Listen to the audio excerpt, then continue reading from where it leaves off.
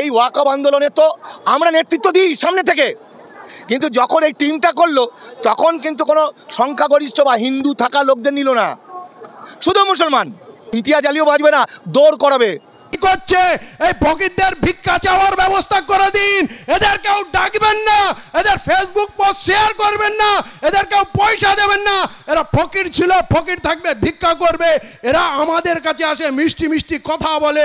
আজকে সেই ইউটিউব আমি এখানে দেখতে পাচ্ছি না কেউ যারা মুসলমানের জন্য সব থেকে বেশি গলা ফাটায়। আজকে আমাদের খবর প্রচার করার জন্য সেই ইউটিউবার গায়েব হয়ে গেছে। সে মনে হয় গেরুয়া পরে RSS এর আড্ডায় বসে আছে।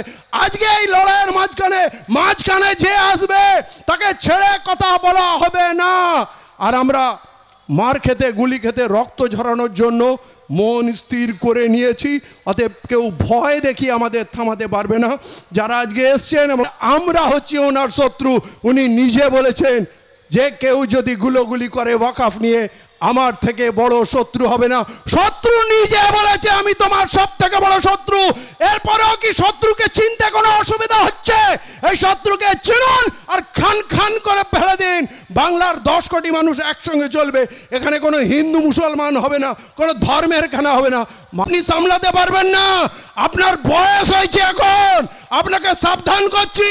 আর ওই যে চেলা চামুন্ডা কিনে রেখেছেন ক্রিমিনাল, বলছি ওদের লুকানোর সময় এসে গেছে।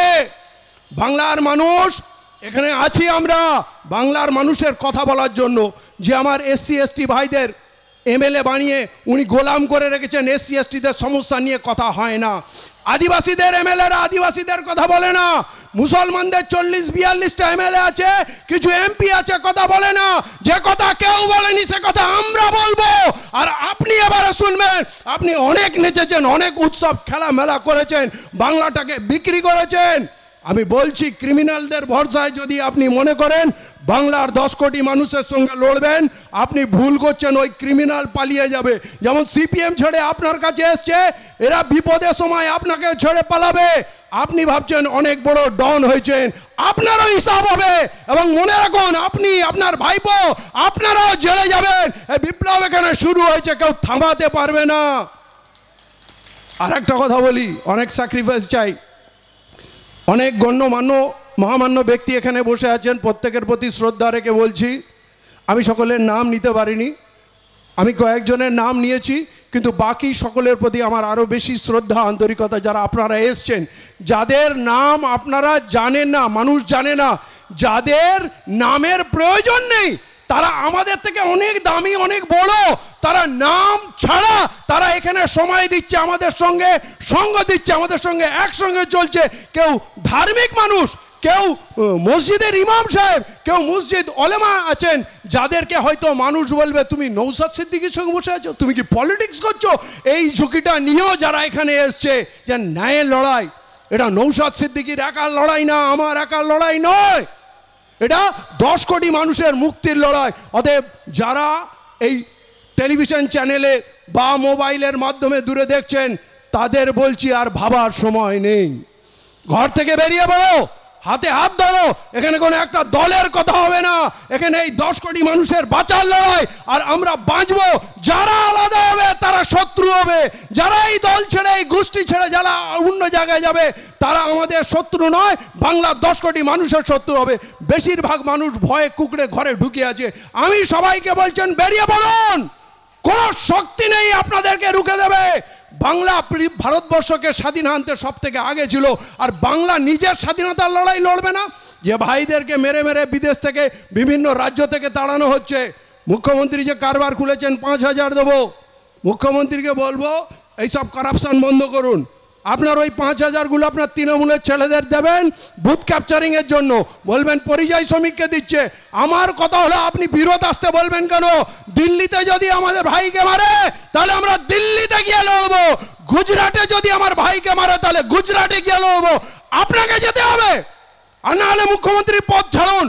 বাঙালি প্রতিটা কোনায় আছে, কাশ্মীর থেকে কন্যাকুমারী প্রতিটা জায়গায়। আপনি বলছেন ভিতুর মতো, পরাজিত সৈনিকের মতো আপনি বলছেন ফিরত আসো, কেউ ফিরত আসবে না। আর না আমরা এখান থেকে কাউকে ফিরত যেতে দেবো। এই লড়াই আত্মরক্ষার লড়াই, আত্মসম্মান বাঁচানোর লড়াই, নিজের ওয়াকফ সম্পত্তি লড়ানোর লড়াই, আমাদের পরিচয় বাঁচানোর লড়াই। এই মুখ্যমন্ত্রী আমাদেরকে বিক্রি করে দিয়েছে ওই বিজেপি সরকারের কাছে। এই মুখ্যমন্ত্রী আমাদের বিক্রি করে দিয়েছে আরএসএস এর কাছে। তাই আমাদের লোক মার খেয়ে বিরোধ আসে, লাশ আসছে একটার পর একটা লাশ, ওনার মুখে একটাও কথা নেই। এই মুখ্যমন্ত্রী চাই না, এই মুখ্যমন্ত্রী আরএসএস এর দরবারে বিক্রি হয়ে গেছে।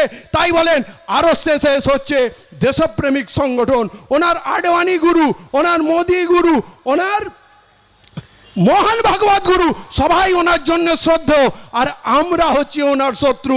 উনি নিজে বলেছেন যে কেউ যদি গুলোগুলি করে ওয়াকফ নিয়ে, আমার থেকে বড় শত্রু হবে না। শত্রু নিজে বলেছে আমি তোমার সব থেকে বড় শত্রু। এরপরেও কি শত্রুকে চিনতে কোনো অসুবিধা হচ্ছে? এই শত্রুকে চিনুন আর খান খান করে ফেলে দিন। বাংলার 10 কোটি মানুষ একসঙ্গে চলবে, এখানে কোনো হিন্দু মুসলমান হবে না, কোনো ধর্মের খানা হবে না। মানুষ ক্ষুধার্ত, তার রোজগার নেই, জিনিসের দাম বাড়ছে, জিএসটির নামে তার রক্ত চোষা হচ্ছে বড় কোম্পানিগুলো দিয়ে, আর কাজের জায়গায় তাকে 8 ঘন্টার জায়গায় 12 ঘন্টা 14 ঘন্টা কাজ করছে। 300 টাকায় লোকের রোজগারে ঘর চলে না। মুখ্যমন্ত্রী বলুন এই 10 কোটি মানুষের জন্য আপনার কি আছে? চতুর্দিকে শুধু পুলিশের অত্যাচার আপনারা দেখছেন। কদিন আগে মালদায় টোটোওয়ালাকে পিটিয়ে মেরে দিল, উড়িষ্যায় পরশুদিন একজনকে পিটিয়ে আত্মহত্যা করে ফেলে দিল। মুখ্যমন্ত্রীর মুখে একটাও কথা নেই এই মুখ্যমন্ত্রী আমার কোন কাজে লাগবে। অতএব কেউ যদি বলে বিজেপি চলে আসবে, চিনে নেবেন সে বিজেপির দালাল। সব সময় স্বপ্ন দেখছে বিজেপি আসবে, বিজেপি আসবে, সে বিজেপির দালাল। স্বাধীনতার পর আজ পর্যন্ত বিজেপি এখানে আসলো না, আমাদের ভয় দেখানোর জন্য বিজেপি ইউজ করছে। আজকে দিনে বলছি আমাদের এই আন্দোলনের ঝড় উঠবে, এবং এই বিজেপি যেই জায়গায় ছিল 2 থেকে 3টে সিট ওদের দিয়ে শুরু হয়েছিল, সেই জায়গায় ওরা ফিরে যাবে। মানুষকে এক করতে হবে। আর আমি প্রশাসনের ভাইদের বলবো, তোমাদেরও বাড়িতে বউ আছে, মা আছে, কচি কচি বাচ্চা আছে, তোমরা সরকারি পোশাক পরেছো মানুষকে সুরক্ষা দিতে। কতদিন এই মুখ্যমন্ত্রীর গোলামি করবে? কতদিন অন্যায় করবে? কতদিন মানুষের প্রতি এই বর্বর আচরণ করবে? তোমাদেরকে ভাবতে হবে। এই সরকার যাবে আর কোনো বিজেপি আসবে না। যে বিজেপির কথা বলবে সে হবে বিজেপির দালাল। আর 2-1 জন ফকির লেখালেখি করছে, এই ফকিরদের ভিক্ষা চাওয়ার ব্যবস্থা করে দিন। এদের কেউ ডাকবেন না, এদের ফেসবুক পোস্ট শেয়ার করবেন না, এদের কেউ পয়সা দেবেন না। এরা ফকির ছিল, ফকির থাকবে, ভিক্ষা করবে। এরা আমাদের কাছে আসে মিষ্টি মিষ্টি কথা বলে। আজকে সেই ইউটিউব আমি এখানে দেখতে পাচ্ছি না কেন? যারা মুসলমানের জন্য সব থেকে বেশি গলা ফাটায়, আজকে আমাদের খবর প্রচার করার জন্য সেই ইউটিউবার গায়েব হয়ে গেছে। সে মনে হয় গেরুয়া পরে আরএসএস এর আড্ডায় বসে আছে। আজকে এই লড়াইয়ের মাঝখানে যে আসবে তাকে ছেড়ে কথা বলা হবে না। আর আমরা মার খেতে, গুলি খেতে, রক্ত ঝরানোর জন্য মন স্থির করে নিয়েছি। অতএব কেউ ভয় দেখিয়ে আমাদের থামাতে পারবে না। যারা আজকে এসছেন এবং যারা দূর দূরান্তে বাড়ি থেকে দেখছেন, সময় হয়ে গেছে, বাড়ি ছাড়ুন, বেরিয়ে পড়ুন। বিপ্লব শুরু হয়ে গেছে, কোথাও কোনো ভয়ের ব্যাপার নেই। আর তৃণমূলের লোকদের বলছি, তৃণমূলের যত ছেলেপুলে আছে তাদেরকে বলছি এখনো সময় আছে, নিজের বাড়িতে চলে যাও। পাড়ায় পাড়ায়, ভাইয়ে ভাইয়ে মারপিট করো না, কেউ বাঁচবে না। বকটুয়ের লোকগুলো বাঁচেনি, সব তৃণমূলের ছিল, ঠিক আছে? কদিন আগে যে মারা গেল রাজ্জাক, সেও তৃণমূলের ছেলে। আর কোন দিন এই আরাবুল শওকতের লাশ পড়বে কেউ জানে না, এগুলো তৃণমূল করাবে।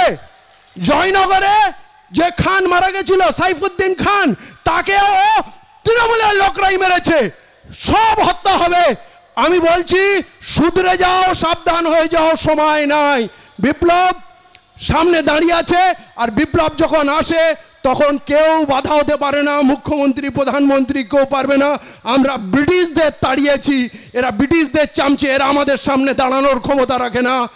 প্রত্যেকে বলবো আগামী 3 দিন, আগামী 2 দিন আপনারা আরো বেশি সংখ্যায় আসুন। পুরো বাংলার প্রতিটা জেলায় আমরা যাব, একসঙ্গে যাব। কিন্তু আমি প্রত্যেককে অনুরোধ করব, এই বাংলার বিপ্লবের উপরে রাজনীতির তকমা লাগাবেন না, ভ্যালু কমে যাবে। আমি যদি আজকে আজাদ সমাজ পার্টির বক্তব্য দিই না, কজন শুনবে? নৌসাদ ভাই যদি আইএসএফ এর কথা বলবে, কজন শুনবে? কিন্তু 10 কোটি মানুষের কথা বলেন, পুরো বাংলা শুনবে। এখন যুদ্ধ জয় করার সময় ঐক্যের সময় আমরা মানুষের কথা বলবো। সেই জন্যই এই কনস্টিটিউশন প্রোটেকশন ফোরাম, যে কনস্টিটিউশনের সঙ্গে প্রত্যেকে জড়িত আছে 140 কোটি মানুষ, আমরা অবশ্যই সেই 10 কোটি মানুষ। অতএব এই দৃষ্টিভঙ্গিটা মাথায় রেখে এই লড়াইটা যেন করা হয়। সকলের সঙ্গে শ্রদ্ধা সম্মান। আমার কথায় কেউ যদি কোনো আঘাত পেয়ে থাকেন তাহলে আমি বলবো আমাকে মার্জনার দৃষ্টিতেই দেখবেন। ধন্যবাদ। সংবিধান সুরক্ষা মঞ্চ